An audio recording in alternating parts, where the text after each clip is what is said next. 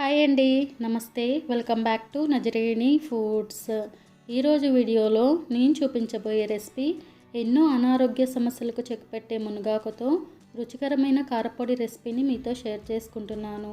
వేడి వేడి అన్నంలో ఈ పొడి వేసుకొని కాసింత నెయ్యి వేసుకొని రోజుకొక ముద్ద అన్నం తింటే ఆరోగ్యానికి ఎంతో మేలు చేస్తుంది. మునగాకుతో రకరకాల రెసిపీస్ని చేస్తూ ఉంటాం, కానీ ఈరోజు నేను ఆరోగ్యానికి ఎంతో మేలు చేసే మునగాకుతో రుచికరమైన కారపొడి రెసిపీని చూపించబోతున్నాను. ప్రతి ఒక్కరూ తప్పకుండా ట్రై చేయాల్సిన రెసిపీ అండి. మరి ఆలస్యం చేయకుండా రెసిపీలోకి వెళ్ళిపోదాం. ముందుగా ఈ మునగాకు కారపొడి కోసం నేను ఇక్కడ 2 కప్పుల మునగాకును తీసుకుంటున్నాను. మునగాకును బౌల్లోకి తీసుకున్న తర్వాత ఇప్పుడు ఇందులో సరిపడ్డా నీళ్లు పోసి మునగాకును శుభ్రంగా 2-3 సార్లు కడిగి తీసుకోవాలి. ఈ మునగాకును ప్రతిరోజు మీ డైట్లో తీసుకుంటే హెల్త్కి చాలా మంచిదండి. చూడండి, మునగాకును ఇలా శుభ్రంగా కడిగిన తర్వాత ఇప్పుడు ఈ మునగాకును జల్లెడలోకి తీసుకోవాలి. మునగాకులో నీళ్ళు అనేవి లేకుండా జల్లెడలోకి తీసుకున్న తర్వాత ఫ్యాన్ కింద అరగంట సేపు ఆరబెట్టుకోవాలి. ఇప్పుడు స్టవ్ ఆన్ చేసుకుని బాండీ పెట్టుకొని 1 టీ స్పూన్ ఆయిల్ వేసుకోవాలి. ఆయిల్ కొద్దిగా హీట్ అయ్యాక 2 టీ స్పూన్ల పల్లీలు వేసుకొని లో టు మీడియం ఫ్లేమ్లో దోరగా వేయించుకోవాలి. చూడండి, పల్లీలు ఇలా దోరగా వేగిన తర్వాత ఇప్పుడు వీటిని ప్లేట్లోకి తీసేసుకుని పక్కన పెట్టుకోవాలి. ఇప్పుడు 15 ఎండుమిర్చిని తీసుకొని తొడుమలు తీసేసుకుని ఆయిల్లో వేసుకోవాలి. ఎండుమిరపకాయల్ని ఆయిల్లో వేసుకున్న తర్వాత కలుపుతూ ఫ్రై చేసుకోవాలి. మంటను లో ఫ్లేమ్లో పెట్టుకుని ఫ్రై చేసుకోవాలండి. ఎండుమిరపకాయల్ని కొద్దిగా కలర్ చేంజ్ అయ్యేంత వరకు ఫ్రై చేసుకున్న తర్వాత ఇప్పుడు వీటిని ప్లేట్లోకి తీసేసుకోవాలి.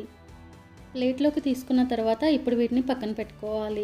ఇప్పుడు ఇదే ఆయిల్లో 2 టీ స్పూన్ల పచ్చిశనగపప్పు వేసుకోవాలి.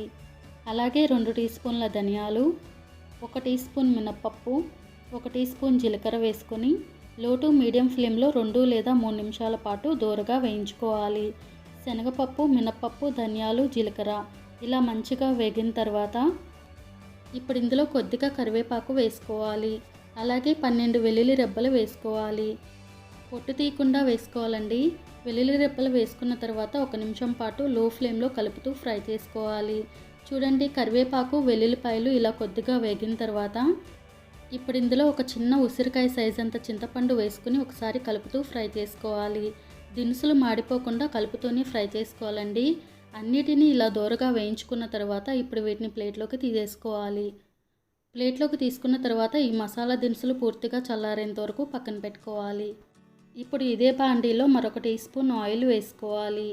ఆయిల్ కొద్దిగా వేడైన తర్వాత అరగంట సేపు ఫ్యాన్ కింద మునగాకును ఆరబెట్టుకున్నాం కదా, చూడండి, నీళ్ళు అనేవి లేకుండా ఇలా ఆకులు పొడి పొడిగా ఉండాలి. ఇప్పుడు మునగాకుల్ని ఆయిల్లో వేసుకొని కలుపుతూ ఫ్రై చేసుకోవాలి. మంటను లో ఫ్లేమ్లో పెట్టుకుని మాత్రమే మునగాకును ఫ్రై చేసుకోవాలండి. మునగాకును 10 లేదా 15 నిమిషాల పాటు ఫ్రై చేసుకుంటే సరిపోతుంది. 15 నిమిషాల తర్వాత చూడండి, మునగాకు అనేది ఇలా క్రిస్పీగా అయ్యేంత వరకు ఫ్రై చేసుకుంటే సరిపోతుంది. చూడండి, నేను మీకు ఇక్కడ చూపిస్తున్నాను. ఒక మునగాకును తీసుకుని ఇలా ప్రెస్ చేస్తే పొడి పొడిగా అవ్వాలి. మునగాకు అనేది ఇలా మంచిగా ఫ్రై అయిపోయింది కదా. ఇప్పుడు వెంటనే స్టవ్ ఆఫ్ చేసుకుని పూర్తిగా చల్లారేంత వరకు పక్కన పెట్టుకోవాలి. ఇప్పుడు మిక్సీ జార్లోకి మనం ముందుగా వేయించి పెట్టుకున్న పల్లీలు, ఎండుమిరపకాయలు, దినుసులన్నిటినీ వేసుకోవాలి. అలాగే రుచికి సరిపడ్డ ఉప్పు వేసుకోవాలి. ఉప్పు అనేది మీ టేస్ట్కి సరిపడ్డా వేసుకొని మూత పెట్టుకుని గ్రైండ్ చేసుకోవాలి. చూడండి, ఇప్పుడు మూత తీసి చూద్దామండి. మరీ మెత్తగా కాకుండా ఇలా కొంచెం బరకగా గ్రైండ్ చేసుకుంటే సరిపోతుంది.